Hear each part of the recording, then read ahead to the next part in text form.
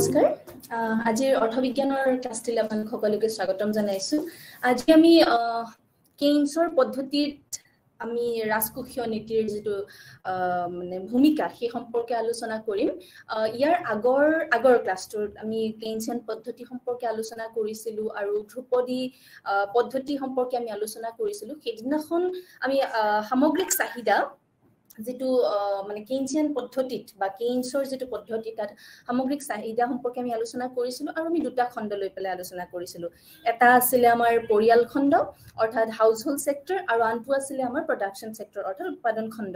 এই দুটা খণ্ড লৈ পেলাই আমি সামগ্ৰিক চাহিদা কেইনছৰ পদ্ধতিত কেনে ধৰণে হয় সেই সম্পৰ্কে আমি আলোচনা কৰিছিলো আজি আমি তাৰে অকনমান বেছি বিস্তৃতভাৱে আমি আজি পঢ়িম তাকে কেইনছিয়ান পদ্ধতিত আজি আমি দুটা খণ্ড নহয় আজি আমি তিনিটা খণ্ড লৈ পেলাই পঢ়িম যেনেকৈ আমি আলোচনা কৰিছিলো সেইদিনাখন যে যেতিয়া আমি সামগ্ৰিক চাহিদা সম্পৰ্কে আলোচনা কৰো সামগ্ৰিক চাহিদা মানে আমি সকলোৱে জানো যে সামগ্ৰিক অৰ্থাৎ টোটেল বা মুঠ চাহিদা আমি সকলোৱে জানো মুঠ চাহিদা বুলিলে আমি কি বুজিম অৰ্থাৎ এখন অৰ্থনীতিত যিমান কেইটা খণ্ড আছে প্ৰত্যেকটা খণ্ডতে আমি কিছুমান চাহিদা কৰো যেনেকৈ পৰিয়ালে এটা পৰিয়ালত কিছুমান চাহিদা কৰা হয় আৰু বিশেষকৈ পৰিয়াল এটাত উপভোগৰ কাৰণে চাহিদা কৰা হয় সেই পৰিয়াল খণ্ডটোৰ যেটো চাহিদা তাক আমি উপভোগ চাহিদা বুলি কওঁ যেটো আমি ইতিমধ্যে আমাৰ আগৰ ক্লাছবিলাকত আমি আলোচনা কৰিছোৱে তাৰ পিছত আমি উৎপাদন খণ্ড সম্পৰ্কে পঢ়িছিলো উৎপাদন খণ্ডটো কিছুমান চাহিদা কৰা হয় সেই চাহিদাবিলাকক আমি বিশেষকৈ বিনিয়োগ চাহিদা বুলি পেলাই কওঁ কাৰণ উৎপাদন খণ্ডবিলাকত যেটো চাহিদা কৰা হয় সেয়া বিনিয়োগৰ কাৰণে কৰা হয় কাৰণ উৎপাদন খণ্ডত আমি দ্ৰব্য বা আমি সেৱা বিশেষকৈ দ্ৰব্যবিলাক আমি উৎপাদন কৰো গতিকে দ্ৰব্য উৎপাদনৰ কাৰণে আমাক বিভিন্ন ধৰণৰ আহিলাৰ প্ৰয়োজন হয় আৰু এই আহিলাবিলাকৰ কাৰণে আমি চাহিদা কৰো গতিকে এই চাহিদাটোক আমি বিনিয়োগ চাহিদা বা ইনভেষ্টমেন্ট ডিমান্ড বুলি পেলাই কওঁ অৰ্থাৎ আমাৰ পৰিয়াল খণ্ডত বা হাউসহোল্ড সেক্টৰত যেটো আমাৰ চাহিদা হয় যেটো আমাৰ ডিমান্ড হয় সেই ডিমান্ডটোক আমি কনজাম্পশন ডিমান্ড বুলি পেলাই কওঁ আৰু যেটো আমাৰ সেকেন্ডটো বা দ্বিতীয়টো আমাৰ যেটো খণ্ড উৎপাদন খণ্ড তাত যেটো আমাৰ চাহিদা হয় তাক আমি ইনভেষ্টমেন্ট ডিমান্ড বা বিনিয়োগ খণ্ড বুলি পেলাই আমি জানো আৰু আমি আলোচনা কৰিছিলো ইতিমধ্যে যে আমি যদি দুটা খণ্ড লৈ পেলাই আমি আমাৰ দেশৰ বা আমি আমাৰ অৰ্থনীতিৰ যদি আমি সামগ্ৰিক চাহিদা যদি আমি নিৰ্ধাৰণ কৰো যদি দুটা খণ্ড হয় তেতিয়া হলে এই দুটা খণ্ডত হোৱা যি চাহিদা এই চাহিদা দুটাৰ যোগফলেই হ'ব আমাৰ সামগ্ৰিক চাহিদা কিন্তু যেহেতুকে আমি জানো যে অৰ্থনীতিত মূলত যদি হে অৰ্থনীতিখন মুক্ত অৰ্থনীতি হয় তেতিয়া হলে অৰ্থনীতিত মূলত চাৰিটা খণ্ড থাকে গতিকে ইয়াৰ আগতে আমি জানি ল'ব লাগিব মুক্ত অৰ্থনীতি কি যদিও বা আজি এই সম্পৰ্কে আমি বিশেষ নপঢ়ো তথাপিতো মুক্ত অৰ্থনীতি আৰু ৰুদ্ধদ্বাৰ অৰ্থনীতিৰ এই সেগতে মই এই দুটা মানে ধাৰণা সম্পৰ্কে মই ক'ব বিচাৰিছো মুক্ত অৰ্থনীতি মানে হৈছে যিখন অৰ্থনীতিৰ আন অৰ্থনীতিসমূহৰ লগত বিভিন্ন ধৰণৰ লিংকেজ বা বিভিন্ন ধৰণৰ সম্পৰ্ক থাকে মানে যেতিয়া এখন অৰ্থনীতিয়ে নিজকে আন এখন অৰ্থনীতিৰ প্ৰতি বা বিশ্বৰ আনবিলাক অৰ্থনীতিৰ প্ৰতি নিজকে মুক্ত কৰি দিয়ে তেনে অৰ্থনীতিক আমি মুক্ত অৰ্থনীতি বুলি কওঁ ইংৰাজীত যাক আমি অপেন ইকনমি বুলি কওঁ একে আমাৰ ভাৰতবৰ্ষ এখন মুক্ত অৰ্থনীতি অৰ্থাৎ ভাৰতবৰ্ষই বিশ্বৰ আন দেশসমূহৰ লগত বিশ্বৰ আন অৰ্থনীতিসমূহৰ লগত বিভিন্ন ধৰণৰ সম্পৰ্ক ৰাখিছে বা সম্পৰ্ক স্থাপন কৰে ঠিক তেনেকৈ আনটো হৈছে ৰুদ্ধদ্বাৰ অৰ্থনীতি যাক আমি ইংৰাজীত ক'লে ক্লোজড ইকনমি বুলি পেলাই কম ৰুদ্ধদ্বাৰ অৰ্থনীতি মানে হৈছে যিখন অৰ্থনীতিয়ে বা যিখন দেশে বিশ্বৰ আন দেশসমূহৰ লগত কোনো ধৰণৰ অৰ্থনৈতিক কাৰ্যকলাপৰ বা কোনো ধৰণৰ অৰ্থনৈতিক সম্পৰ্ক তেওঁলোকে স্থাপন নকৰে তেনে ধৰণৰ অৰ্থনীতিসমূহক আমি ৰুদ্ধদ্বাৰ অৰ্থনীতি বুলি পেলাই কওঁ ভাৰতবৰ্ষ এটা সময়ত ৰুদ্ধদ্বাৰ অৰ্থনীতি আছিলে বা এনেকুৱা আৰু বহুত দেশ আছে যিয়ে নিজক আন বিশ্বৰ আন দেশসমূহৰ লগত কোনো ধৰণেৰে সম্পৰ্কিত কৰা নাই সেয়া লাগিলে অৰ্থনৈতিক হওক বা যিকোনো বাণিজ্যিক কাৰণত হওক গতিকে এই সেগতে মই ৰুদ্ধদ্বাৰ অৰ্থনীতি আৰু মুক্ত অৰ্থনীতিৰ কথা ক'লো আচলতে ইয়াতে ক'ব বিচাৰিছিলো যেতিয়া মুক্ত অৰ্থনীতি হয় তেতিয়াহ'লে আমি চাৰিটা খণ্ডৰ কথা আমি পাওঁ এটা হৈছে পৰিয়াল খণ্ড যেটো আমি হাউজহোল্ড সেক্টৰ বুলি পেলাই কওঁ আনটো হৈছে প্ৰডাকশন সেক্টৰ অৰ্থাৎ উৎপাদন খণ্ড আৰু আজি আমি তৃতীয়টো খণ্ড সম্পৰ্কে আমি আজি পঢ়িম আমি চতুৰ্থটো খণ্ডৰ সম্পৰ্কে আজি নপঢ়ো তৃতীয়টো খণ্ড হৈছে আমাৰ চৰকাৰী খণ্ড য'ত চৰকাৰ থাকে যিখন দেশত চৰকাৰ থাকে সেই চৰকাৰে বিভিন্ন সময়ত বিভিন্ন ধৰণৰ চাহিদা কৰে সেই চাহিদাসমূহক আমি চৰকাৰী চাহিদা বুলি কওঁ গতিকে যেহেতুকে চৰকাৰেও বিভিন্ন চাহিদা তেওঁলোকে কৰে বিভিন্ন সময়ত গতিকে এই চাহিদাটোকো আমি সামগ্ৰিক চাহিদাত আমি অন্তৰ্ভুক্ত কৰিব লাগিব গতিকে চৰকাৰী খণ্ডৰ যে চাহিদা তাক আমি চৰকাৰী চাহিদা বুলি কওঁ আৰু এটা কৈছিলো যে মুক্ত অৰ্থনীতিত আমাৰ 4 নম্বৰ এটা খণ্ড থাকে যেটো আসলতে আমি ফৰেন সেক্টৰ বুলি পেলাই কওঁ ফৰেন সেক্টৰ যেহেতুকে ইয়াতে বিভিন্ন ধৰণৰ মানে বৈদেশিক লেনদেনৰ যিবিলাক বিবৃতি যিবিলাক হয় বা বৈদেশিক লেনদেনৰ যি হিচাপ নিকাচ বা যি চাহিদা বৈদেশিক কাৰণত বা বিদেশৰ লগত যি চাহিদা সম্পৰ্ক স্থাপন কৰি যি ধৰণৰ চাহিদা ইয়াত কৰা হয় তেনে ধৰণৰ চাহিদাবিলাক আমি এই বৈদেশিক খণ্ডটোৰ পৰাই পাওঁ গতিকে মূলত আমাৰ 4টা খণ্ড সম্পৰ্কে পঢ়িলো আৰু এই গোটেই কেইটা খণ্ডৰ যি চাহিদা তাক যদি আমি যোগ কৰো আৰু এই বা গোটেই কেইটা খণ্ডৰ যে চাহিদা তাৰ যোগফলেই হৈছে সামগ্ৰিক চাহিদা কিন্তু ইয়াতে আজি আমি তিনিটা খণ্ড সম্পৰ্কেহে পঢ়িম আমি চতুৰ্থটো খণ্ড অৰ্থাৎ বৈদেশিক খণ্ডটো ইয়াত আমি আজি অন্তৰ্ভুক্ত নকৰো এতিয়া আমি সকলোৱে আমাৰ পৰৱৰ্তী যেটো আমাৰ ক্লাছ আছিল সেই ক্লাছটোৰ পৰা আমি গম পাইছো ধ্ৰুপদী অৰ্থনৈতিক যেটো পদ্ধতি আছিল আৰু কিঞ্চন পদ্ধতিৰ যি পাৰ্থক্য সেই সম্পৰ্কে আমি আলোচনা কৰিছিলো আৰু ইয়াতে আমি এটা বস্তু নিশ্চয়কৈ লক্ষ্য কৰিছো বা আপোনালোকে লক্ষ্য কৰিছে আমাৰ আগৰ ক্লাছটোত যে কিঞ্চন পদ্ধতিত কেইনছে জেএম কেইনছে জন মেইনাৰ্ড কেইনছ এদিনাখনো মই কৈছিলো তেওঁৰ নামটো জেএম কেইনছে চৰকাৰৰ ভূমিকা সম্পৰ্কে কৈছে অৰ্থাৎ এখন দেশত চৰকাৰে বিভিন্ন সময়ত বিভিন্ন ভূমিকা ল'বলগীয়া হয় চৰকাৰী যেনেকৈ যদি দেশত নিবনুৱা বাঢ়িছে তেতিয়া হলেও আমি চৰকাৰক তাতে ভূমিকা লোৱাটো বিচাৰো এতিয়াও বৰ্তমান তেনে এটা পৰিস্থিতি আমাৰ ভাৰতবৰ্ষতো হৈ আছে আমি সকলোৱে কৈ আছো যে নিবনুৱাৰ সংখ্যা ইমানেই বাঢ়িছে গতিকে চৰকাৰে এই ক্ষেত্ৰত কিছু পদক্ষেপ ল'ব লাগে বুলি আমি সকলোৱে কৈ আছো গতিকে চৰকাৰৰ ভূমিকা আমি নুই কৰিব নোৱাৰো অৰ্থাৎ চৰকাৰী ভূমিকা বা চৰকাৰৰ ভূমিকা নাথাকে বুলি আমি ক'ব নোৱাৰো আৰু এইটো বুলিয়ে নহয় আমাৰ যদি বজাৰত যদি বস্তু বাহানিৰ যদি দৰ বৃদ্ধি পায় দাম যদি বৃদ্ধি পায় তেতিয়াও আমি বিচাৰো যে চৰকাৰে ইয়াতে হস্তক্ষেপ কৰক আৰু চৰকাৰে ইয়াতে কিছু ভূমিকা পালন কৰক যাৰ দ্বাৰা তেওঁলোকে যাতে আমাৰ যি বৰ্ধিত যি দৰ বা বৰ্ধিত যি মূল্য বস্তু বাহানিৰ যি মূল্যৰ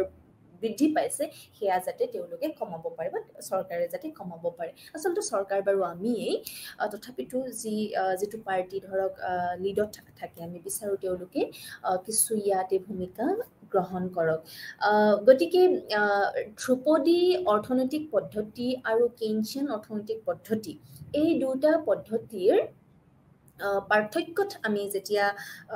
আলোচনা কৰিছিলো যে ধ্ৰুপদী বা ক্লাছিক্যাল ইকনমিষ্ট বিলাকে বা ধ্ৰুপদী অৰ্থনীতিবিদ বিলাকে তেওঁলোকে কি কৈছিলে যে লেজেছ ফেয়াৰ মানে য'ত চৰকাৰৰ ভূমিকা শূন্য বা কম চৰকাৰে কিছু মূলত তিনিটামান খণ্ডতহে তেওঁলোকে আসলতে তেওঁলোকৰ ভূমিকা পালন কৰিব লাগে বুলি পেলাই কৈছে আন বাকি একো খণ্ডতেই বা একো কাৰ্যতেই তেওঁলোকে ভূমিকা গ্ৰহণ কৰিব নালাগে বা তেওঁলোকৰ ভূমিকা কম হ'ব লাগে বুলি তেওঁলোকে বিশ্বাস কৰিছে যাক আমি ইংৰাজীত যেটো আমি কৈছিলো লেজেছ ফেয়াৰ যেটো শব্দটো এই শব্দটো তেওঁলোকে এই ফিলছফিটোত তেওঁলোকে বিশ্বাস কৰিছিলে কিন্তু কেইনছে কৈছিলে যে আসলতে আমি চৰকাৰৰ ভূমিকা আমি নুই কৰিব নোৱাৰো চৰকাৰৰ ভূমিকা থাকিবই অৰ্থাৎ চৰকাৰে হস্তক্ষেপ কৰিব লাগিব গতিকে আজি আমি সেই চৰকাৰৰ যেটো খণ্ড চৰকাৰী যেটো খণ্ড সেইটোকে অন্তৰ্ভুক্ত কৰি আজি আমি কেইনচিয়ান পদ্ধতি সম্পৰ্কে আলোচনা কৰিম য'ত আমি কেইনচিয়ান পদ্ধতিত ৰাজকোষীয় নীতিৰ যে ভূমিকা সেই সম্পৰ্কে আমি আলোচনা কৰিম গতিকে ইয়াতে আমি সৰকাৰি খণ্ডটো অন্তৰ্ভুক্ত কৰিম কেইনছিয়ান পদ্ধতিত আৰু আমি সকলোৱে জানো যে ইয়াৰ আগত যেতিয়া টু সেক্টৰ বা দুটা খণ্ডৰ যি আমি পদ্ধতিটো যেটো আমি বা প্ৰণালীটো যেটো আমি পঢ়িছিলো তাতে আমি পাইছিলো যে এগ্ৰিগেট ডিমান্ড বা আমাৰ সামগ্ৰিক চাহিদা it is equal two consumption plus investment অৰ্থাৎ আমাৰ যি সামগ্ৰিক চাহিদা এই সামগ্ৰিক চাহিদাটো দুটা খণ্ডৰ চাহিদাৰ দ্বাৰা গঠিত হৈছিল আৰু এই দুটা খণ্ড হৈছে পৰিয়াল খণ্ড যাৰ চাহিদাক আমি উপভোগ চাহিদা বুলি পেলাই জানো আৰু আন এটি খণ্ড হৈছে আমাৰ উৎপাদন খণ্ড যাৰ যেটো খণ্ডৰ চাহিদাক আমি বিনিয়োগ চাহিদা বুলি পেলাই আমি জানো গতিকে উপভোগ চাহিদা আৰু বিনিয়োগ চাহিদাৰ যোগফলত আমি আমাৰ সামগ্ৰিক চাহিদা পাইছিলো যেতিয়া আমি দুটা খণ্ডত আমাৰ প্ৰণালীটো বা আমাৰ পদ্ধতিটো স্থগিত ৰাখিছিলো কিন্তু ইয়াত আজি আমি যেহেতুকে তৃতীয়টি খণ্ড আমাৰ সৰকাৰি খণ্ডটো আমি অন্তৰ্ভুক্ত কৰিছো গতিকে ইয়াতে আন এটি কম্পোনেন্ট আন এটি উপাদান ইয়াতে আজি আমি যোগ কৰিম আন এটি চাহিদা আমি ইয়াতে যোগ কৰিম অৰ্থাৎ আমাৰ সামগ্ৰিক চাহিদাত আজি দুটা নহয় আজি আমাৰ তিনিটা উপাদান থাকিব এটা হ'ব আমাৰ পৰিয়াল খণ্ডৰ উপভোগ চাহিদা এটা হ'ব আমাৰ উৎপাদন খণ্ডৰ বিনিয়োগ চাহিদা আৰু আনটো হ'ব নতুনকৈ আজি অন্তৰ্ভুক্ত কৰা আমাৰ সৰকাৰি খণ্ডৰ সৰকাৰি চাহিদা অৰ্থাৎ আজি আমাৰ এগ্ৰিগেট ডিমান্ড অৰ্থাৎ সামগ্ৰিক চাহিদা হ'ব C plus I plus G অৰ্থাৎ consumption demand investment demand and government demand আমাৰ সামগ্ৰিক চাহিদা ইয়াতে দেখা পাইছে আপোনালোকে aggregate demand it is equal to C plus I plus G C মানে আমি সকলোৱে জানো উপভোগ চাহিদা বা consumption demand I মানে হৈছে investment demand অৰ্থাৎ বিনিয়োগ চাহিদা যেটো আমাৰ উৎপাদন খণ্ডৰ পৰা হয় আৰু আনটো আজি অন্তৰ্ভুক্ত কৰা G stands for government demand বা সৰকাৰি চাহিদা আৰু আমি সকলোৱে জানো আমি ইয়াৰ আগৰ ক্লাছত আমি আলোচনা কৰিছিলো যে কেইনছে কি কৈছিলে কনজাম্পশন ফাংচনটো বা উপভোগ ফলনটো তেওঁ কেনেদৰে ব্যাখ্যা কৰিছিলে তেওঁ কৈছিলে যে আমি উপাৰ্জন কৰিলেও বা নকৰিলেও আমি জিয়াই থাকিবৰ কাৰণে বা জিয়াই থকাৰ নিমিত্তে আমি কিছু মানে আমি কিছুমান আমি বস্তু আমি গ্ৰহণ কৰিব লাগিব আমি উপভোগ কৰিব লাগিব জিয়াই থাকিবৰ কাৰণে খোৱাটো প্ৰয়োজনীয় গতিকে সেই বস্তুখিনি খাবৰ কাৰণে সেই প্ৰপাৰ নিউট্ৰিচন আমি পাবৰ কাৰণে আমি খৰচ কৰিবলগীয়া হয় যেহেতুকে আমাক বিভিন্ন এটা মানে বিভিন্ন সময়ত বিভিন্ন খাদ্যৰ কাৰণে আমি খৰচ কৰিবলগীয়া হয় সেই খৰচটো আমাৰ উপাৰ্জন থাকিলেও নাথাকিলেও আমি কৰিব লাগিব যদি আমি সৰু থাকো বা যদি আমি ষ্টুডেন্ট আমি যদি ছাত্ৰাৱস্থাত আমাৰ হিয়া হয়তো মা দেউতাই কৰিছে সেই খৰচ বা বিভিন্ন সময়ত মাক দেউতাক নহলে বহুতে হয়তো খুজি মাগি হলেও খাইছে বহুতে হয়তো কাৰোবাৰ পৰা ধাৰলে লৈ হলেও খাইছে অৰ্থাৎ তেওঁলোকে জিয়াই থকাৰ নিমিত্তে যিখিনি বস্তু উপভোগ কৰিব লাগিব যিখিনি মানে ন্যূনতম যিখিনি বস্তু তেওঁলোকে খাব লাগিব তাৰ বাবে তেওঁলোকে খৰচ কৰিব লাগিব আৰু সেই খৰচখিনি কেতিয়াবা আমাৰ পেৰেন্টস বা আমাৰ মা দেউতাই আমাৰ অভিভাৱকসকলে কৰে কেতিয়াবা আমাৰ বন্ধু বান্ধৱৰ পৰা আমি ধাৰ লৈ পেলাই কৰো নতুবা কেতিয়াবা আমি দেখা পাওঁ বিভিন্ন সময়ত বহুতে খুজি মাগি হলেও তেওঁলোকে দৈনন্দিন প্ৰয়োজনীয় ন্যূনতম বস্তুখিনি তেওঁলোকে গ্ৰহণ কৰে আহাৰ তেওঁলোকে গ্ৰহণ কৰে গতিকে কেইনছৰ যি উপভোগ ফলন বা কনজাম্পশন ফাংচন এই কনজাম্পশন ফাংচনটোত তেওঁ দুটা উপাদানৰ কথা কৈছে এটা হৈছে A আৰু এটা হৈছে B এই হৈছে অটোনমাস কনজাম্পশন অৰ্থাৎ যেটো স্বতন্ত্ৰ উপভোগ আমাৰ উপাৰ্জন থাকিলেও বা নাথাকিলেও আমাৰ উপাৰ্জন শূন্য হলেও যিখিনি ন্যূনতম আহাৰ গ্ৰহণৰ কাৰণে যিমানখিনি আমি খৰচ কৰিবলগীয়া হয় সেই খৰচখিনিক তেওঁ অটোনমাস এক্সপেন্ডিচাৰ বা অটোনমাস কনজাম্পশন বুলি পেলাই কৈছে এই যেটো স্বতন্ত্ৰ উপভোগ বুলি আমি অসমীয়াত কওঁ আৰু আনটো হৈছে বি হৈছে ইয়াতে MPC আমি জানোৱেই মাৰ্জিনেল প্ৰপেনচিটি টু কনজিউম অৰ্থাৎ প্ৰান্তিক ভোগ প্ৰৱণতা প্ৰথমতে যেতিয়া আমাৰ উপাৰ্জন নাথাকে তেতিয়া আমি আমাৰ ন্যূনতম প্ৰয়োজনীয় সামগ্ৰীখিনি কিনাৰ বাবদ আমি খৰচ কৰো যাক আমি অটোনমাস কনজাম্পশন বুলি পেলাই কৈছো কিন্তু যেতিয়া আমাৰ ইনকাম বা যেতিয়া আমাৰ উপাৰ্জন বাঢ়ে বা আমি উপাৰ্জন কৰিবলৈ লওঁ তেতিয়া আমি উপাৰ্জনৰ লগত সংগতি ৰাখি আমি যি ন্যূনতম আহাৰ গ্ৰহণৰ কাৰণে যি ন্যূনতম খৰচ কৰিছিলোঁ তাতকৈ এতিয়া আমি ক্ৰমান্বয়ে অলপ বেছিকৈ খৰচ কৰিবলৈ লওঁ কাৰণ হৈছে আমাৰ উপাৰ্জন বাঢ়িছে সেয়েহে আমি ক্ৰমান্বয়ে আমাৰ খৰচৰ মাত্ৰাও আমি বঢ়াই দিওঁ যাক বি অৰ্থাৎ মাৰ্জিনেল প্ৰপেনচিটি টু কনজিউম বা অসমীয়াত প্ৰান্তিক ভোগ প্ৰৱণতা বুলি কেইনছে কৈছে আৰু এই বিটো অৰ্থাৎ মাৰ্জিনেল প্ৰপেনচিটি টু কনজিউম বা প্ৰান্তিক ভোগ প্ৰৱণতা ই নিৰ্ভৰ কৰে আমাৰ প্ৰকৃত ব্যৱহাৰ উপযোগ্য আয়ৰ ওপৰত এতিয়া প্ৰকৃত ব্যৱহাৰ উপযোগ্য আয় কি ইয়াতে লিখা আছে as you know that C is equal to A plus BYD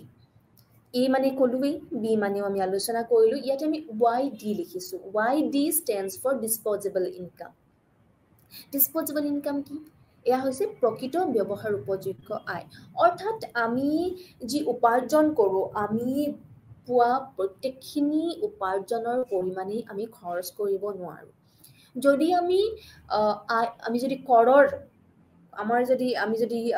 টেক্সৰ জুৰিসডিকশনত যদি আমি পঢ়ো আমি হয়তো কৰ দিবলগীয়া হ'ব পাৰে এটা ন্যূনতম সীমাৰ ওপৰত হলে আমাৰ উপাৰ্জনৰ পৰিমাণ ন্যূনতম এটা সীমাৰ ওপৰত হলে আমি কৰ দিবলগীয়া হয় গতিকে সেই সম্পৰ্কে কৰ সম্পৰ্কে পিছত আমি নিশ্চয় আলোচনা কৰিম গতিকে এই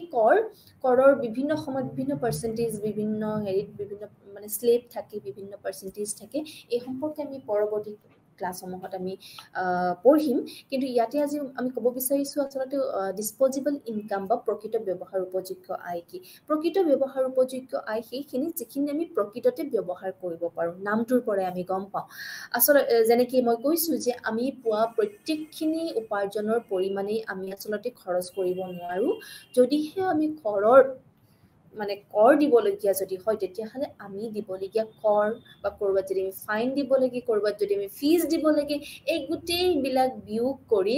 যিখিনি আমাৰ হাতত থাকে যিখিনি আমি কাৰোকে দিবলগীয়া নাই বা নহয় সেইখিনি হৈছে প্ৰকৃত ব্যৱহাৰ উপযোগ্য আয় বা ডিসপোজেবল ইনকাম আৰু এই প্ৰকৃত ব্যৱহাৰ উপযোগ্য আয়ৰ ওপৰত নিৰ্ভৰ কৰে আসলতে আমি কিমান আমাৰ ভোগৰ মাত্ৰা আমি বঢ়াম অৰ্থাৎ আমি কিমান আৰু বেছি আমাৰ ন্যূনতম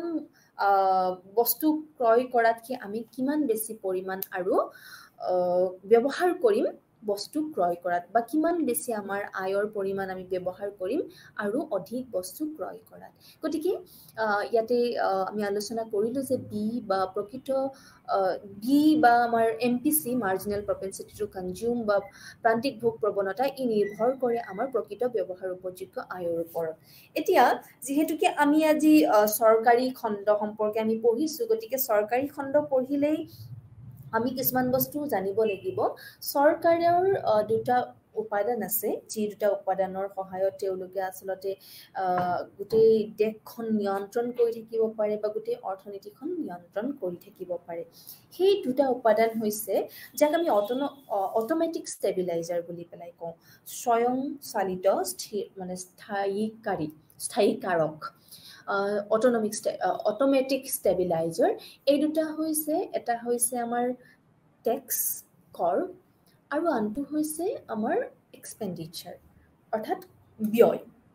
অৰ্থাৎ যেনেকৈ আমি আয় পাওঁ উপাৰ্জন কৰোঁ আৰু আমি ব্যয় কৰোঁ আমি আমাৰ আয়ৰ পৰা মানে আমি অৰ্জন কৰা আমি উপাৰ্জন কৰা আয়ৰ পৰা আমি ব্যয় কৰোঁ ঠিক তেনেকৈ চৰকাৰেও আয় উপাৰ্জন কৰে আৰু ব্যয় কৰে আমি সকলোৱে নিশ্চয় দেখিছোঁ যে আমাৰ যি ৰাস্তা ঘাট আমাৰ যি চৰকাৰী খণ্ডৰ যিবিলাক বিদ্যালয় মহাবিদ্যালয় আছে বা বিশ্ববিদ্যালয় আছে এইবিলাক কোনো ব্যক্তিগতভাৱে কোনেও এইবিলাক কৰা নাই বা কোনেও কৰিবও নোৱাৰে এই যিবিলাক আমাৰ ব্যয় পাব্লিক এক্সপেণ্ডিচাৰ যি ৰাজস্ব ব্যয় এই ৰাজস্ব ব্যয় কোনে কৰে এই ৰাজস্ব ব্যয় কৰে আমাৰ চৰকাৰে যিটো আমাৰ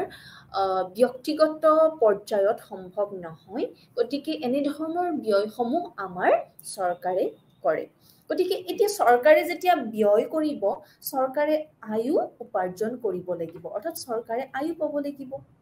গতিকে গভৰ্ণমেণ্টৰ ৰেভিনিউ চৰকাৰে আয়ো উপাৰ্জন কৰিব লাগিব এক্সপেণ্ডিচাৰ কৰিবৰ কাৰণে বা এক্সপেন্স কৰিবৰ কাৰণে বা ব্যয় কৰিবৰ কাৰণে গতিকে এই আই তেওঁলোকে কৰ পৰা পায় এই আইবিলাক তেওঁলোকে বিভিন্ন সময়ত বিভিন্ন কৰৰ পৰা পায় ফাইনছ ফিজ এইবিলাকৰ পৰা তেওঁলোকে পায়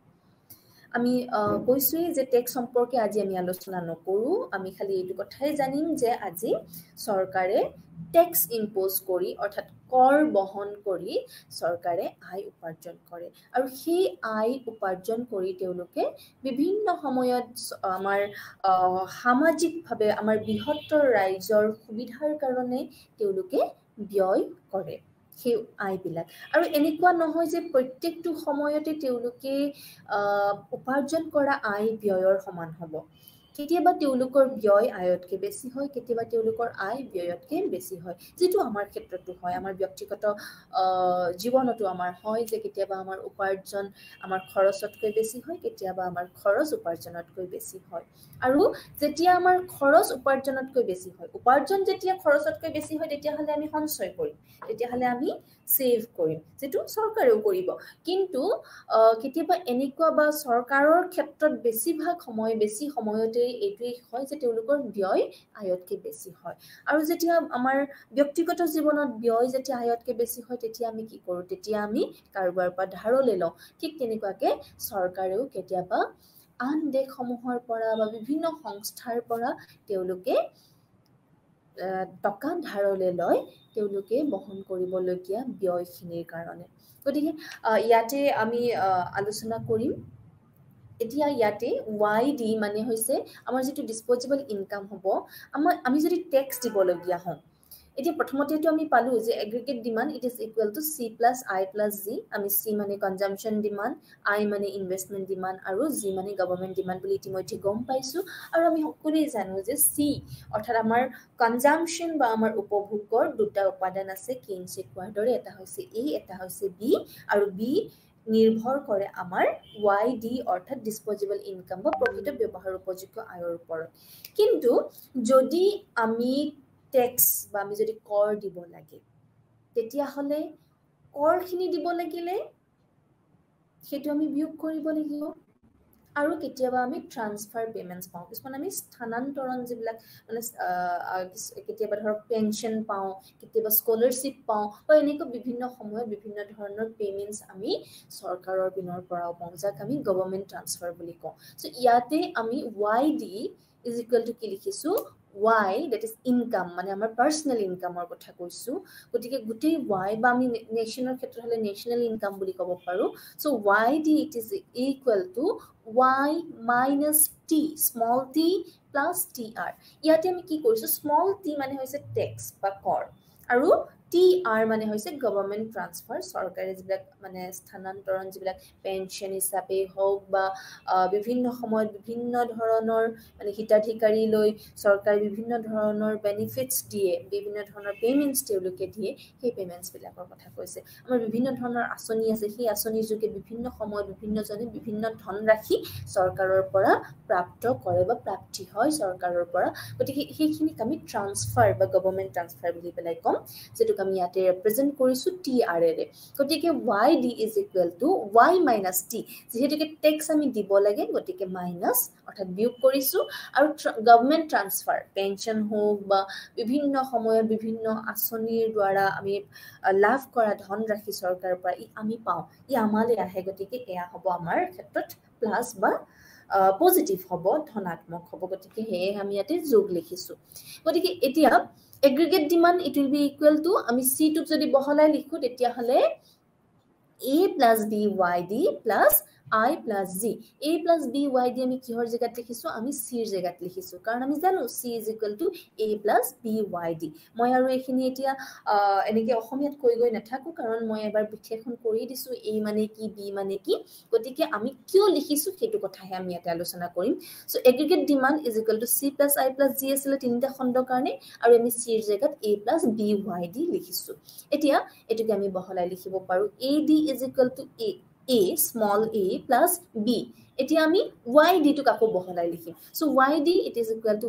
Y অর্থাৎ capital Y minus small t plus TR অর্থাৎ income minus tax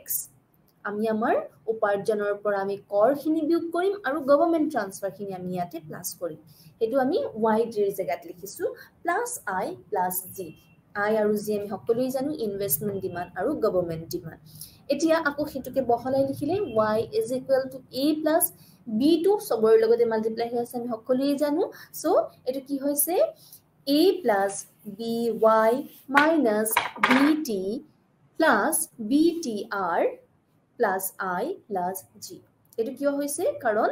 b within bracket asile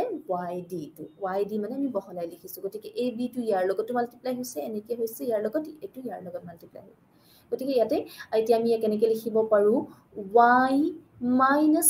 by এই y টোত আমি ইয়াতে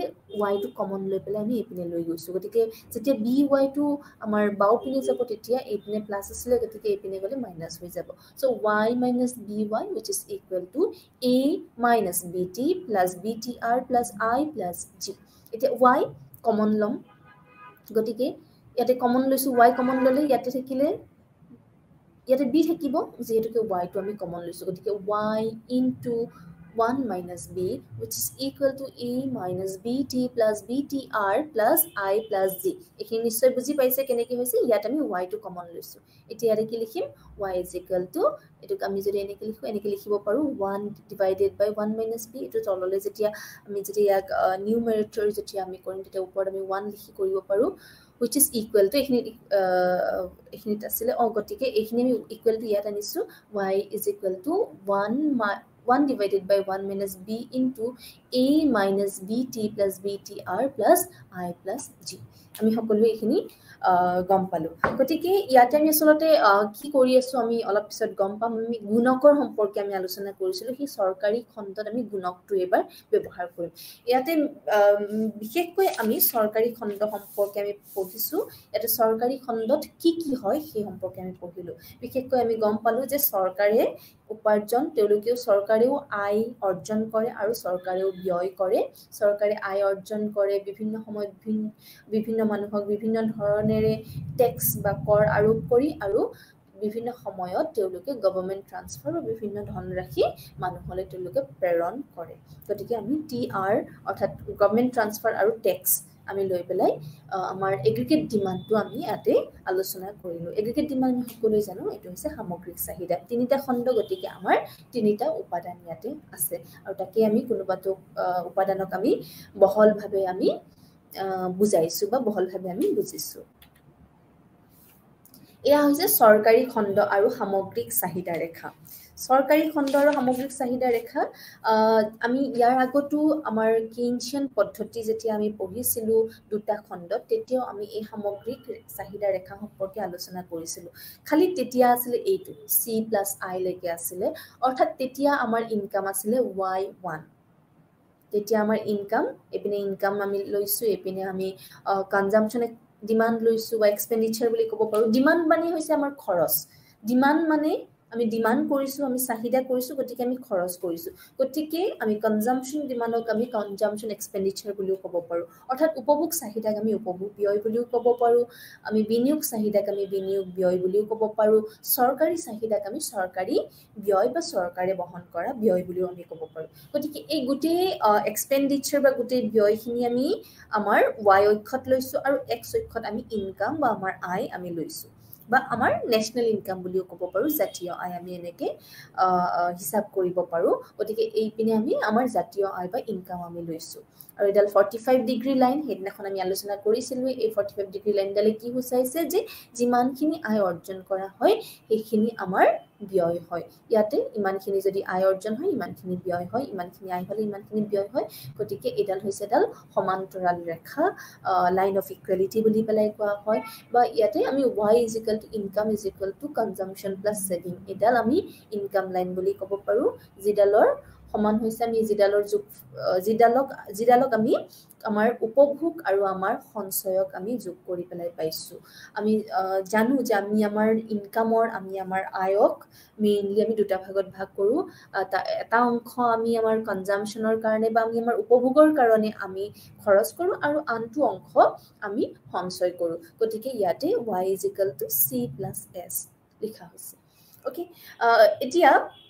যদি আমি এটা খণ্ড লওঁ তেতিয়াহ'লে আমাৰ যদি অকল পৰিয়াল খণ্ড বা হাউচ হোল্ড সেক্টৰটো যদি আমি অকলে লওঁ তেতিয়াহ'লে আমাৰ এটাই খণ্ড হ'ব আৰু এটা খণ্ড হ'লে আমাৰ এটাই উপাদান হ'ব অৰ্থাৎ ইয়াতে আমাৰ উপাদানটো অকল কনজাম্পশন মানে যেটো কনজাম্পশন ডিমান্ড বা কনজাম্পশন এক্সপেন্ডিচাৰ উপভোগ ব্যয় বা উপভোগ চাহিদাটোই অকল হ'ব যদি আমি এটা খণ্ড লওঁ গতিকে তেতিয়া আমাৰ ইনকাম ইয়াতে হ'ব ইমানখিনি আমাৰ ইনকাম হ'ব এডাল লাইন অফ ইকুৱেলিটি গতিকে আমাৰ ইনকাম ইয়াতে হ'ব আৰু আমি সকলোৱে জানো সি যেডাল ৰেখা এই ৰেখাডাল ইয়াৰ পৰা আমাৰ শূন্যৰ পৰা আৰম্ভ নহয় ইয়াৰ পৰা হৈছে কিয় হৈছে কাৰণ এই যেটো স্মল a আছিলে তাৰ কাৰণে হৈছে অৰ্থাৎ এইখিনি আমাৰ শূন্য ইনকাম হলেও এই CO এই যিখিনি ইনকাম আছে CO ইনকামখিনি আমি CO এই খৰচখিনি আমি কৰো অৰ্থাৎ আমাৰ ইনকাম শূন্য হলেও আমাৰ উপাৰ্জন শূন্য হলেও আমি ইমানখিনি খৰচ আমি ন্যূনতম কৰিব লাগে আমি প্ৰত্যেক দিনত আমাৰ প্ৰয়োজনীয় মানে খাদ্যখিনি গ্ৰহণ কৰাৰ নিমিত্তে আমি ইমানখিনি খৰচ কৰিবলগীয়া হয় আৰু তাৰ পিছত এই ৰেখাডালৰ ঢালডাল আমি দেখিছো যে ই ক্ৰমান্বয়ে ক্ৰমবৰ্ধমান হিচাপে গৈ আছে অৰ্থাৎ ক্ৰমান্বয়ে বাঢ়ি গৈছে আৰু কিয় বাঢ়ি গৈছে কাৰণ আমাৰ ইনকাম বাঢ়িছে যেতিয়া আমাৰ ইনকাম বাঢ়িব তেতিয়া আমাৰ কনজাম্পশন বাঢ়ি গৈ থাকিব আৰু যদি আমি ইয়াতে আমাৰ দ্বিতীয়টো খণ্ড অৰ্থাৎ আমি আমাৰ উৎপাদন খণ্ডটোক যদি আমি ইয়াতে অন্তৰ্ভুক্ত কৰো তেতিয়াহ'লে আন এটি উপাদান ইয়াতে আহিব সেইটো হ'ব বিনিয়োগ চাহিদা কাৰণ ইয়াতে আমি উৎপাদন খণ্ড লৈছো আৰু উৎপাদন খণ্ডত যিখিনি চাহিদা কৰা হয় সেয়া বিনিয়োগ কৰাৰ নিমিত্তে কৰা হয় বা বিনিয়োগ কৰাৰ কাৰণে হয় গতিকে ইয়াতে আমাৰ দুটা উপাদান থাকিব C+I আৰু আজি আমি আলোচনা কৰিছো আমি ইয়াতে সৰকাৰি খণ্ডটোক আমি অন্তৰ্ভুক্ত কৰিছো গতিকে তিনিটা উপাদান C+I+G যেহেতুকে গভৰ্ণমেণ্টেও কিছুমান খৰচ কৰে কিছুমান চাহিদা কৰে গতিকে আগৰ যি সামগ্ৰিক চাহিদা আছে তাতকৈ নিশ্চয় সামগ্ৰিক চাহিদা বৃদ্ধি পাব কাৰণ আমি ইয়াতে সৰকাৰৰ যি চাহিদা তাকো আমি যোগ কৰিছো হেহে আমাৰ ইনকাম আগতে দুটা খণ্ড হলে E1 ত ইকুইলিব্ৰিয়াম আছিলে ভাৰসাম্য অৱস্থা আৰু তাৰ তলে তলে এয়া আছিলে Y1 আমাৰ ইনকাম আৰু আজি যেহেতুকে আমাৰ তিনিটা খণ্ড আমি লৈছো গতিকে তিনিটা খণ্ড ললে আমাৰ এইডাল হৈছে আমাৰ এগ্ৰিগেট এক্সপেন্ডিচাৰ বা এগ্ৰিগেট ডিমান্ড সামগ্ৰিক চাহিদা বা সামগ্ৰিক ব্যয় ৰেখা আৰু এইডাল লাইন অফ ইকুৱেলিটি বা লাইন অফ ইনকাম লাইন বুলিও আমি কওঁ গতিকে ইয়াতে হৈছে আমাৰ ইকুইলিব্ৰিয়াম E2 আৰু তাৰ তলত আমি দেখিছো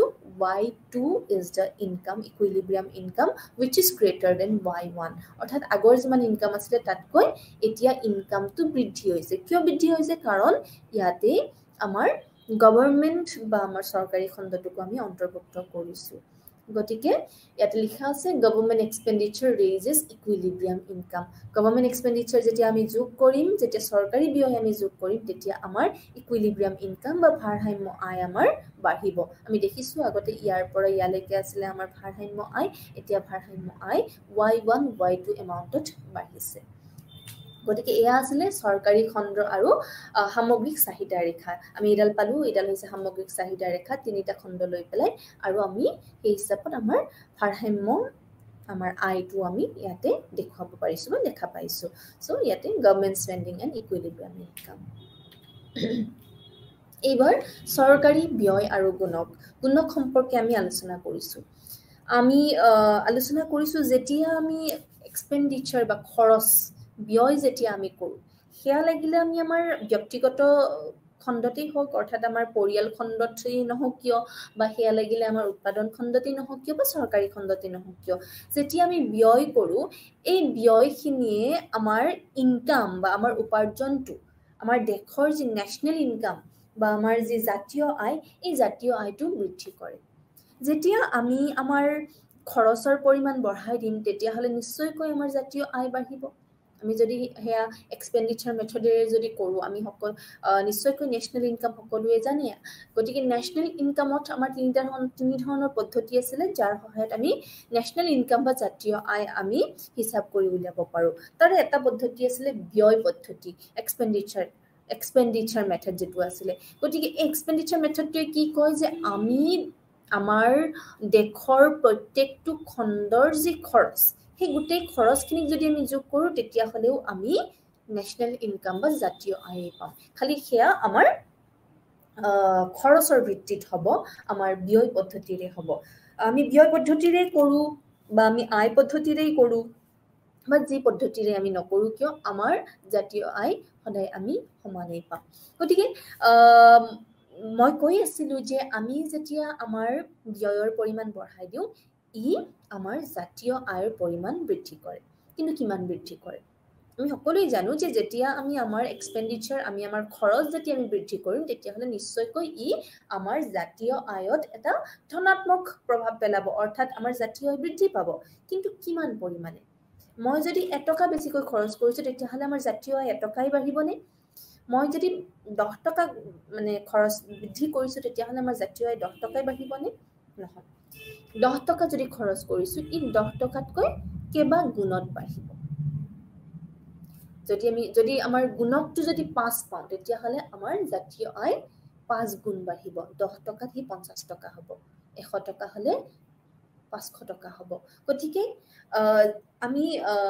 এইটো কথা আমি আমাৰ আগৰ ক্লাছত আমি আলোচনা কৰিছিলো আগৰ প্ৰিভিয়াস ক্লাছত আমি আলোচনা কৰিছিলো যে যেতিয়া আমি খৰচ বা ব্যয় আমি যেতিয়া বৃদ্ধি কৰো ই আমাৰ জাতীয় আয় বৃদ্ধি কৰে আৰু এই জাতীয় আয় আমি যিমান খৰচ কৰিছো সিমানখিনি বৃদ্ধি নাপায় বৰঞ্চ তাতকৈ বেছি গুণত ই বৃদ্ধি পায় গতিকে সেই গুণকৰ সম্পৰ্কে আমি আজি আলোচনা কৰিম আকৌ এইবাৰ আমি ইয়াতে চৰকাৰী ব্যয় লম অৰ্থাৎ চৰকাৰী বহন কৰা ব্যয় যদি বৃদ্ধি পায় তেতিয়াহ'লে ন্যাশনাল ইনকাম বা জাতীয় আয় বৃদ্ধি পাব আৰু সেয়াও গুণ হিচাপতে বৃদ্ধি পাব সেয়েহে চৰকাৰী ব্যয় আৰু গুণক সম্পৰ্কে আমি আলোচনা কৰিম এতিয়া ইয়াতে আমাৰ আগৰ যেটো মানে ইকুৱেচন আমি পাইছিলো সেই ইকুৱেচনটোত আমি y = আমি পাইছিলো y = 1 divided by 1 minus b into a minus bt plus btr plus I plus z plus delta g delta g to আমাৰ নহব আগৰ যেটো ইকুৱেচন আছিল অৰ্থাৎ মই আকৌ দেখুৱাইছো এই ইকুৱেচনটোত y = 1 divided by 1 minus b into a minus bt plus btr plus I plus g আছিল এটো আছিল ইকুৱেচন 1 এটা লিখিব পাহৰিছো এটো ইকুৱেচন 1 বুলি যদি ধৰো তেতিয়া হলে ইয়াতে আৰু এটা ইকুৱেচন লিখিছো এটো হৈছে ইকুৱেচন 2 আৰু এই ইকুৱেচনটোত আমি কি কৰিছো কি আমি ইয়াতে খলনি কৰিছো ইয়াত আমি ডেল্টা জি আমি ইয়াতে যোগ কৰিছো এই ডেল্টা জি টো কি বুজাইছে ডেল্টা মানে চেঞ্জ ইন অৰ্থাৎ কিমান হাৰত ই পৰিৱৰ্তন হৈছে বৃদ্ধি হৈছে বা কমিছে হেতু বুজায় ইয়াতে যেহেতুকে যোগ চিনডাল আছে যোগ চিন থাকিলে বুজাব যে আমাৰ গভৰ্নমেন্ট এক্সপেন্ডিচাৰ বা চৰকাৰী ব্যয় বৃদ্ধি পাইছে আৰু কিমান বৃদ্ধি পাইছে হেতু নিৰ্ধাৰণ কৰিছে বা হেতু বুজাইছে এই ডেল্টা জি ডেল্টা জি মানে হৈছে চেঞ্জ ইন গভৰ্নমেন্ট এক্সপেন্ডিচাৰ অৰ্থাৎ চৰকাৰী ব্যয়ৰ পৰিৱৰ্তন চৰকাৰী ব্যয়ৰ বৃদ্ধি কিমানখিনি বৃদ্ধি পাইছে ইয়াতে আমি যোগ কৰিছো আৰু যেতিয়া আমি চৰকাৰী ব্যয় যদি বৃদ্ধি পায় তেতিয়াহলে নিশ্চয়কৈ আমাৰ আগৰ ইনকামো বৃদ্ধি পাব আৰু কিমান বৃদ্ধি পাব হেতু এটা গুণত বৃদ্ধি পাব আৰু সেইখিনি আমি ইয়াতে এড কৰিছো আমি যোগ কৰিছো গতিকে ইয়াতে এই ইকুৱেচনটো পাইছো y plus delta y কিহৰ কাৰণে হৈছে এই ডেল্টা জি টো এড কৰাৰ কাৰণে হৈছে অৰ্থাৎ চৰকাৰী ব্যয় বৃদ্ধি পোৱাৰ কাৰণে গতিকে চৰকাৰী ব্যয় বৃদ্ধি পাইছে আৰু এতিয়া আমি কিমান গুণত বৃদ্ধি পাইছে সেই গুণকটো আমি কেনেকৈ উলিয়াম সেই সম্পৰ্কে আমি আলোচনা কৰিম এতিয়া ইকুৱেচন 1 যেটো আগৰ ইকুৱেচন আছিল হেতু আমি এই ইকুৱেচনটোৰ পৰা ইকুৱেচন 2 টোৰ পৰা আমি বিয়োগ কৰিছো সাবট্ৰেক্টিং ইকুৱেচন 1 from ইকুৱেচন 2 এটো ইকুৱেচন 2 আগৰটো ইকুৱেচন 1 আছিল অৰ্থাৎ আগৰটো ডেল্টা y নাছিল আৰু ডেল্টা z নাছিল এতিয়া আমি কি পাম আগৰটো এই গুটেই বিলাক আছিল খালি ডেল্টা y নাছিল আৰু ডেল্টা g নাছিল গতিকে এতিয়া আমি পাম delta y = 1 divided by 1b into delta g delta y মানে হৈছে চেঞ্জ ইন ইনকাম বৃদ্ধি পাইছে আৰু সেই ইনকাম কিমান গুণত বৃদ্ধি পাব ইমানখিনি গুণ আমাৰ গভৰ্নমেন্ট এক্সপেন্ডিচাৰ যিমান বাঢ়িছে তাৰ ইমানখিনি গুণত গতিকে delta y = 1 divided by 1 minus b into delta g কিমানখিনি গভৰ্নমেন্ট এক্সপেন্ডিচাৰ বা কিমানখিনি চৰকাৰী ব্যয় বৃদ্ধি পাইছে তাৰ ইমানখিনি গুণ তাৰ লগত ইমানখিনি গুণ পূৰণ কৰিলে আমি আমাৰ জাতীয় আয় কিমান গুণত বৃদ্ধি পাইছে সেইটো আমি গম পাম, যাক আমি ডেল্টা ৱাই বুলি কৈছোঁ। বা আমি এনেকৈ লিখিব পাৰোঁ change in income divided by change in government expenditure, delta Y divided by delta G. Delta Y মানে হৈছে চেঞ্জ ইন ইনকাম, অৰ্থাৎ আমাৰ ইনকামত, আমাৰ আয়ত কিমানখিনি পৰিৱৰ্তন হৈছে, কিহৰ কাৰণে, আমাৰ চৰকাৰী ব্যয় বৃদ্ধি হোৱাৰ কাৰণে। চৰকাৰী ব্যয় বৃদ্ধি হৈছে ইয়াতে আমি দেখা পাইছোঁ, আমি ইয়াতে যোগ কৰিছোঁ। গতিকে চৰকাৰী ব্যয়ৰ বৃদ্ধিৰ কাৰণে কিমানখিনি আয় বৃদ্ধি পাইছে, যিহেতুকে বৃদ্ধি পোৱাৰ কথা কৈছোঁ, গতিকে সেইকাৰণে আমি ইয়াতে ডেল্টা লগাইছোঁ, which is equal to 1 divided by 1 minus b। এইটোৰ পৰা আমি পাইছোঁ। গতিকে এইটো আমি কেনেকৈ পাম যে চৰকাৰী ব্যয় বৃদ্ধি হ'লে আমাৰ ইনকাম বা আমাৰ আয় বৃদ্ধি পাব, আৰু কিমানত বৃদ্ধি পাব, কিমান গুণত, এইটো গুণত বৃদ্ধি পাব। আৰু ইয়াতে 1 divided by 1 minus b, b মানে আমি জানো বি হৈছে প্ৰান্তিক ভোগ প্ৰৱণতা বা মাৰ্জিনেল প্ৰপেনচিটি টু কনজিউম। যদি আমাক মাৰ্জিনেল প্ৰপেনচিটি টু কনজিউমটো যদি আমাক দিয়া থাকে, তেতিয়াহ'লে আমি চেঞ্জ ইন ইনকামটো আমি উলিয়াব পাৰোঁ due to change in government expenditure. Government expenditure বা চৰকাৰী ব্যয় কিমানখিনি বৃদ্ধি হৈছে যদি আমাক দিয়া থাকে, আৰু আমাৰ যদি প্ৰান্তিক ভোগ প্ৰৱণতাটো দিয়া থাকে, তেতিয়াহ'লে আমি চৰকাৰী ব্যয় বৃদ্ধি হোৱাৰ কাৰণে কিমান গুণত আমাৰ আয় বৃদ্ধি পাইছে সেয়া আমি উলিয়াব পাৰিম। গতিকে চৰকাৰী ব্যয় গুণকটো হৈছে 1 divided by 1 minus b। চৰকাৰী ব্যয় গুণক মানে চৰকাৰী ব্যয়ৰ বৃদ্ধিৰ কাৰণে আমাৰ আয়ত কিমানখিনি গুণত বৃদ্ধি পাইছে, আৰু সেই গুণকটো হৈছে 1 divided by 1 minus b, আৰু b মানে হৈছে মাৰ্জিনেল প্ৰপেনচিটি টু কনজিউম বা প্ৰান্তিক ভোগ প্ৰৱণতা। এয়া এইবাৰ আমি স্বয়ংচালিত স্থায়ী কাৰক, অট'মেটিক ষ্টেবিলাইজাৰ, অলপ আগতে আমি উল্লেখ কৰিছিলোঁৱেই যে অট'মেটিক ষ্টেবিলাইজাৰ কি হয়। এই দুটা চৰকাৰৰ এনেকুৱা উপাদান, যি দুটা উপাদানৰ দ্বাৰা চৰকাৰে আচলতে অট'মেটিকেলি স্বয়ংচালিতভাৱে দেশখনক তেওঁলোকে নিয়ন্ত্ৰণ কৰিব পাৰে বা দেশখনক স্থায়ী বা স্থিৰতালৈ আনিব পাৰে। গতিকে আমাৰ মুঠ ঘৰুৱা উৎপাদনক যদি আমি স্থায়ী কৰিব লাগে, ষ্টেবিলাইজ কৰিব লাগে, তেতিয়াহ'লে আমাৰ গভৰ্ণমেণ্টৰ বাজেটত এই দুটা ষ্টেবিলাইজাৰ, এই দুটা স্থায়ী কাৰকক তেওঁলোকে ব্যৱহাৰ কৰিব। এটা হৈছে আয় আৰু এটা হৈছে ব্যয়। আয় হৈছে দেট ইজ গভৰ্ণমেণ্ট ৰেভিনিউ, আৰু এটা হৈছে গভৰ্ণমেণ্ট এক্সপেণ্ডিচাৰ। গভৰ্ণমেণ্ট ৰেভিনিউ আমি আলোচনা কৰিছিলোঁ অলপ আগতে যে গভৰ্ণমেণ্টে বা চৰকাৰে কিছুমান আয় তেওঁলোকে উপাৰ্জন কৰে। যেনেকৈ আমি বিভিন্ন কাম কৰি বিভিন্ন সময়ত আমি উপাৰ্জন কৰোঁ, ঠিক তেনেকৈ চৰকাৰেও বিভিন্ন ধৰণেৰে তেওঁলোকে উপাৰ্জন কৰে, বিভিন্ন ধৰণে আয় তেওঁলোকে অৰ্জন কৰে। আৰু সেই আয়বিলাক মূলত তেওঁলোকৰ আহে কৰৰ পৰা, টেক্সৰ পৰা। টেক্সতো বিভিন্ন ভাগ আছে। গতিকে এই আয় আৰু ব্যয়ৰ যোগেদি তেওঁলোকে গোটেই দেশখনক নিয়ন্ত্ৰণ কৰি থাকে, আৰু সেই আয় আৰু ব্যয়ক, অৰ্থাৎ চৰকাৰী আয় আৰু চৰকাৰী ব্যয়ক স্বয়ংচালিত স্থায়ী কাৰক হিচাপে জনা যায়। ব্যয় আমি সকলোৱে জানোৱেই, চৰকাৰে বিভিন্ন সময়ত বিভিন্ন কামত তেওঁলোকে ব্যয় বহন কৰি আহিছে। মই অলপ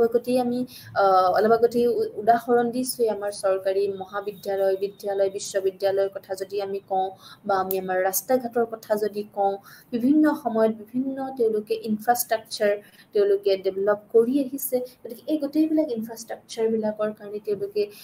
যি খৰচ বহন কৰে, সেই গোটেইবিলাক হৈছে তেওঁলোকৰ ব্যয়, যাক আমি পাব্লিক এক্সপেণ্ডিচাৰ বুলিও কওঁ, অৰ্থাৎ ৰাজস্ব ব্যয় বুলি কওঁ, ৰাজস্ব আয় বুলি পেলাই কওঁ। গতিকে এই দুটা হৈছে স্বয়ংচালিত স্থায়ী কাৰক। এইবাৰ আমি চৰকাৰী বাজেটৰ বিষয়ে আমি পঢ়িম, আৰু এইখিনিতে এটা বস্তু আমি আলোচনা কৰিব লাগিব। গভৰ্ণমেণ্টৰ স্পেণ্ডিং বা চৰকাৰী যি ব্যয়, এই চৰকাৰী ব্যয় বৃদ্ধি পালে আমাৰ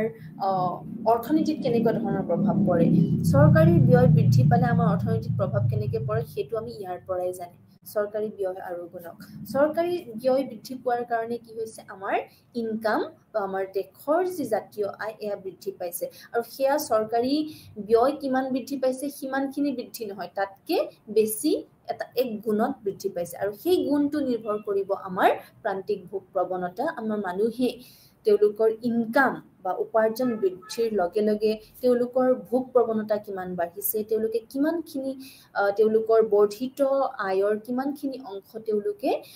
খৰচ কৰিছে আৰু বেছিকৈ তাৰ ওপৰত নিৰ্ভৰ কৰিব আচলতে আমাৰ জাতীয় আয় কিমান বাঢ়িব। গতিকে এই ইফেক্টটো, এই প্ৰভাৱটো আমি যদি আমাৰ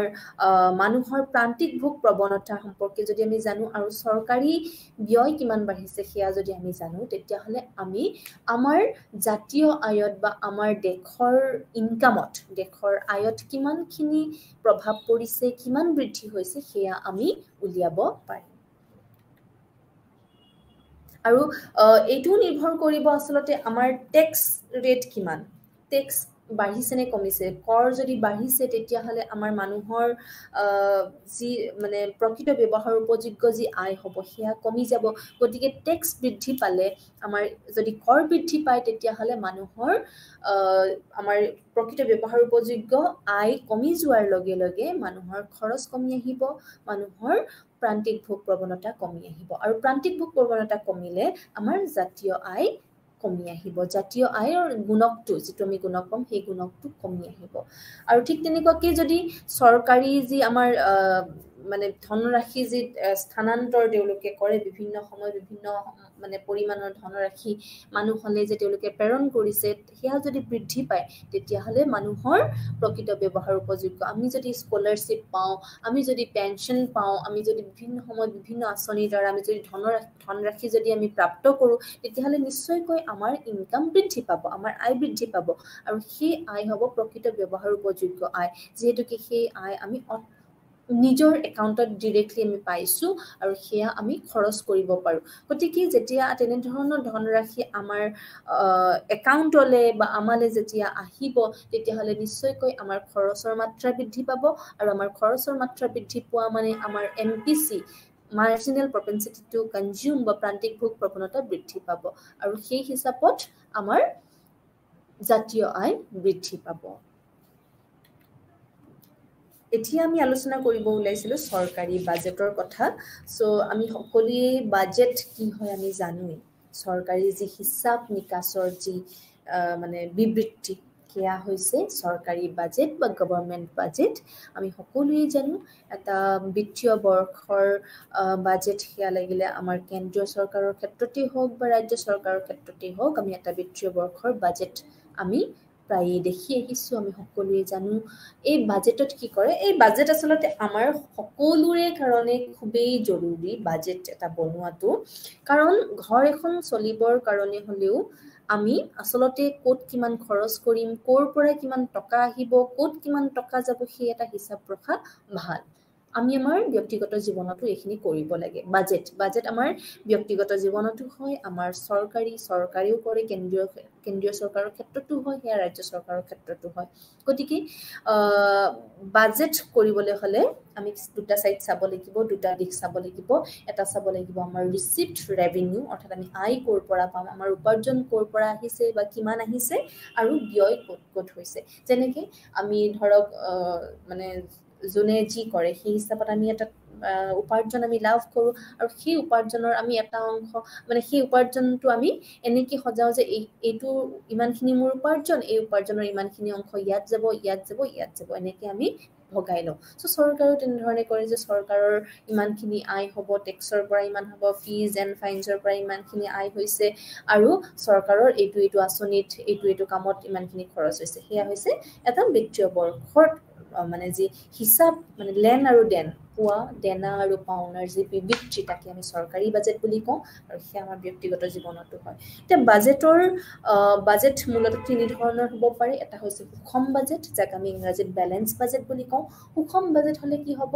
যেতিয়া আমাৰ ৰেভিনিউ, যেতিয়া আমাৰ আয় আৰু ব্যয় সমান হ'ব, অৰ্থাৎ আমি যিমানখিনি আয় অৰ্জন কৰিছোঁ সিমানখিনি আমি ব্যয় বহন কৰিছোঁ, আমি কাৰোবাৰ পৰা ধাৰলৈ ল'বলগীয়া হোৱা নাই, তাক আমি সুষম বাজেট বুলি কওঁ। আৰু এয়া চৰকাৰৰ ক্ষেত্ৰতো হয়। যদি চৰকাৰে যিখিনি ৰেভিনিউ জেনেৰেট কৰিছে, চৰকাৰে যিখিনি আয় তেওঁলোকে উপাৰ্জন কৰিছে বিভিন্ন মানে চ'ৰ্চৰ পৰা, বিভিন্ন উৎসৰ পৰা, সেইখিনি যদি তেওঁলোকে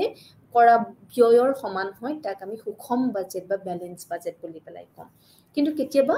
বাজেট ঘাটি হ'ব পাৰে, ডেফিচিট বাজেটো হ'ব পাৰে বা বাজেট ডেফিচিট বুলিও কোৱা হয়। ডেফিচিট বাজেট বা বাজেট ডেফিচিট বা বাজেট ঘাটি মানে হৈছে যেতিয়া আমাৰ খৰচটো আমি পোৱা মানে আয়তকে বেছি হয়, খৰচটো বৃদ্ধি পায়। যেতিয়া চৰকাৰৰ যিটো খৰচ পাব্লিক এক্সপেণ্ডিচাৰ যেতিয়া পাব্লিক ৰেভিনিউতকে বেছি হয়, ৰাজস্ব ব্যয় যেতিয়া ৰাজস্ব আয়তকে বেছি হয়, তাক আমি বাজেট ঘাটি বুলি কওঁ। আৰু এনেধৰণৰ বাজেট ঘাটিত বা মানে ডেফিচিট বাজেটক মানে হেৰি কৰিবৰ কাৰণে, বেলেঞ্চ কৰিবৰ কাৰণে, সুষম কৰিবৰ কাৰণে চৰকাৰে বিভিন্ন সময়ত বিভিন্ন জনৰ পৰা, বিভিন্ন দেশৰ পৰা, বিভিন্ন সংস্থাৰ পৰা টকা ধাৰলে ল'বলগীয়া হয় বা আন বহু উপায় আছে যাৰ দ্বাৰা বাজেট ঘাটিক তেওঁলোকে সেই ঘাটিখিনি নাইকিয়া কৰে। আৰু এটা হৈছে অতিৰিক্ত বাজেট, সাৰপ্লাস বাজেট বা বাজেট সাৰপ্লাস বুলি পেলাই কোৱা হয়। যদিহে আমাৰ আয়, আমি উপাৰ্জন কৰা আয়ৰ পৰিমাণ আমাৰ ব্যয়তকে যদি বেছি হয়, তাক আমি অতিৰিক্ত বাজেট বা বাজেট সাৰপ্লাস বুলি পেলাই কওঁ। গতিকে এই তিনিটা হৈছে চৰকাৰী বাজেটৰ প্ৰকাৰ। এটা হৈছে সুষম বাজেট, বাজেট ঘাটি আৰু অতিৰিক্ত বাজেট। গতিকে এইখিনি আজি আমি আলোচনা কৰিলোঁ বাজেটৰ সম্পৰ্কে। কেইনছৰ কথা আমি ইয়াতে পঢ়িছোঁ, কেইনছে কেনেকৈ কৈছে আৰু টেক্স গভৰ্ণমেণ্ট আৰু ইয়াতে বাজেটৰ কিছুমান ইম্পেক্ট আছে, তাৰপিছতে টেক্সেশ্যনৰ বা কৰৰ ইম্পেক্ট আছে, প্ৰভাৱ আছে, আৰু গভৰ্ণমেণ্টৰ খৰচ, গভৰ্ণমেণ্টৰ ব্যয়ৰো বিভিন্ন মানে প্ৰভাৱ আছে। ইনকামত বিভিন্ন ধৰণৰ প্ৰভাৱ পৰে। যেনেকৈ ইয়াৰ আগতেও আমি আলোচনা কৰিছোঁ যে চৰকাৰী ব্যয় যদি বৃদ্ধি পায়, চৰকাৰী ব্যয় বৃদ্ধি পালে যিমানখিনি পৰিমাণ ব্যয় বৃদ্ধি পাব চৰকাৰৰ, সেই সিমানখিনি পৰিমাণতেই হয়তো আমাৰ মানে দেশৰ আয় বৃদ্ধি পাব তেনেকুৱা নহয়, ই এটা গুণত বৃদ্ধি পাব। আৰু সেই গুণকটো আমি ইয়াতে দেখুৱাৰ দৰে, এই আগত দেখুৱাৰ দৰে আমি এনেকৈ উলিয়াব পাৰোঁ। সেই গুণকটো এনেকৈ উলিয়াব পাৰোঁ। যদি আমাক চৰকাৰী ব্যয় কিমান বৃদ্ধি পাইছে দিয়া থাকে, অৰ্থাৎ ডেল্টা জিটো যদি আমাক দিয়া থাকে, আৰু আমাক যদি এইবিলাক দিয়া আছে যে আমাৰ কনজাম্পশ্যন এক্সপেণ্ডিচাৰ কিমান, তাৰে আমাৰ স্বতন্ত্ৰ উপভোগ আমাৰ কিমান, তাৰপিছতে আমাৰ মাৰ্জিনেল প্ৰপেনচিটি টু কনজিউম বা প্ৰান্তিক ভোগ প্ৰৱণতা কিমান যদি আমাক দিয়া থাকে, আমাক যদি টেক্স বা কৰৰ পৰিমাণটো যদি দিয়া থাকে, গভৰ্ণমেণ্ট ট্ৰান্সফাৰৰ পৰিমাণটো যদি দিয়া থাকে, আমাৰ যদি বিনিয়োগ যিটো চাহিদা তাৰ পৰিমাণ দিয়া থাকে, চৰকাৰী যিটো মানে প্ৰাৰম্ভিক যিটো খৰচ আছিলে সেয়া দিয়া থাকে, আৰু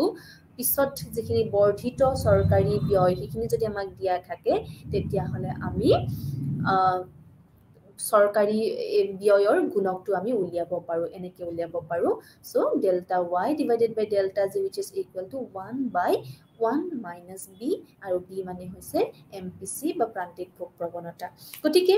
ইয়াৰ পৰা আমি এইটো ক'ব পাৰোঁ যে চৰকাৰৰ ভূমিকা আমাৰ অৰ্থনীতিৰ ক্ষেত্ৰত বহুত বহল, মানে বহুত ডাঙৰ ভূমিকা চৰকাৰে পালন কৰে। আৰু কেইনছেও কৈছে যে চৰকাৰে এক ডাঙৰ ভূমিকা গ্ৰহণ কৰিবলগীয়া হয় দেশ নিয়ন্ত্ৰণৰ ক্ষেত্ৰত, অৰ্থাৎ চৰকাৰী ভূমিকা অবিহনে বা চৰকাৰী হস্তক্ষেপ বা চৰকাৰ অবিহনে দেশ এখন চলাটো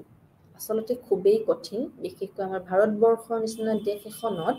আমি চৰকাৰ নোহোৱাকৈ এখন দেশ চলাটো আমি কল্পনাও কৰিব নোৱাৰিম। আমি কেপিটেলিষ্ট ইকনমি হ'ব নোৱাৰোঁ ইমান সহজেই, যদিও there are many countries which are capitalistic. এনেকুৱা বহুত দেশ আছে যিবিলাক কেপিটেলিষ্টিক হয়, য'ত সকলোবিলাক বস্তুৰ নিৰ্ধাৰণ বজাৰৰ দ্বাৰা হয়। কিন্তু ভাৰত এনে এখন জনবহুল দেশ। ইয়াৰ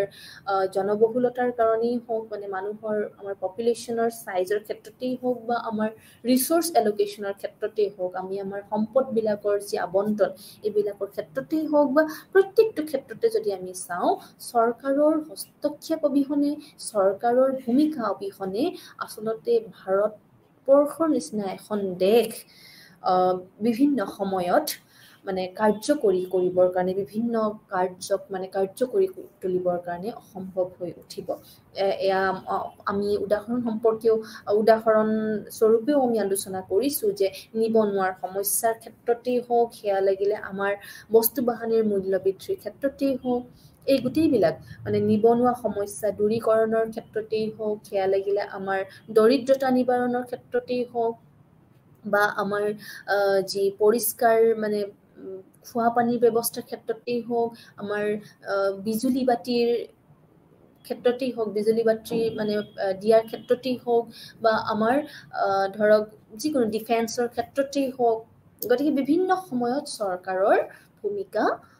আছে, কৰি আহিছে, চৰকাৰৰ ভূমিকা আছে, চৰকাৰী ভূমিকা বা চৰকাৰী হস্তক্ষেপ অবিহনে এই সকলোবিলাক সম্ভৱ হৈ নুঠিব। মূল্য বৃদ্ধি ৰোধৰ ক্ষেত্ৰতেই হওক, চৰকাৰী ভূমিকা আমি নুই কৰিব নোৱাৰোঁ। গতিকে চৰকাৰে, আমি সেয়ে দেখি আহিছোঁ যে চৰকাৰে বিভিন্ন সময়ত বিভিন্ন ধৰণেৰে বিভিন্ন ভূমিকা পালন কৰি আহিছে, আৰু চৰকাৰে বিভিন্ন সময়ত তেওঁলোকে আয় আৰু ব্যয় দুয়োটাই কৰি আহিছে। চৰকাৰী আয়, গভৰ্ণমেণ্ট ৰেভিনিউ, আমি জানো বিভিন্ন সময়ৰ পৰা চৰকাৰে আয় তেওঁলোকে অৰ্জন কৰি আহিছে, উপাৰ্জন কৰি আহিছে, আৰু এইবিলাক বিভিন্ন সময়ত কৰৰ পৰা বা ফাইনছ, ফিজ এইবিলাকৰ পৰা তেওঁলোকে পাই আহিছে, আৰু সেই কৰৰ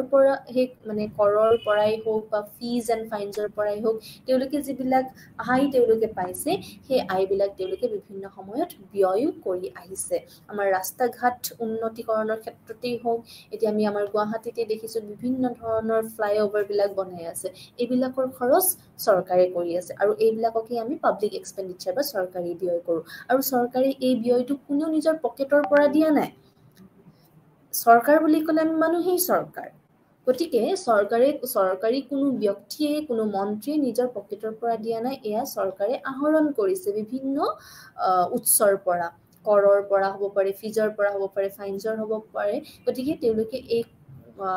যিবিলাক মানে ৰেভিনিউ তেওঁলোকে জেনেৰেট কৰিছে, এই ৰেভিনিউবিলাক তেওঁলোকে বিভিন্ন সময়ত খৰচ কৰি আহিছে। আৰু চৰকাৰী খৰচৰ এটা ভাল দিশ হৈছে কি, যেনেকৈ আমি আমাৰ ব্যক্তিগত জীৱনত আমি উপাৰ্জন কৰা আয়ৰ পৰিমাণ ব্যয়তকৈ কম হ'লে আমি ধাৰ ল'বলগীয়া হয়, আৰু বিভিন্ন সময়ত বিভিন্ন মানুহে আমাক ধাৰলৈ নিদিয়ে, কিন্তু চৰকাৰে বহুত দেশৰ পৰা বা বিভিন্ন মানুহৰ পৰা সেই ধাৰ তেওঁলোকে ল'ব পাৰে। যিটো আমি বাজেট খাতিত আমি আলোচনা কৰিছোঁ, যেতিয়া ব্যয় বেছি হৈ যায়। ঠিক আছে, আজিলৈকে ইমানখিনিয়ে, ধন্যবাদ।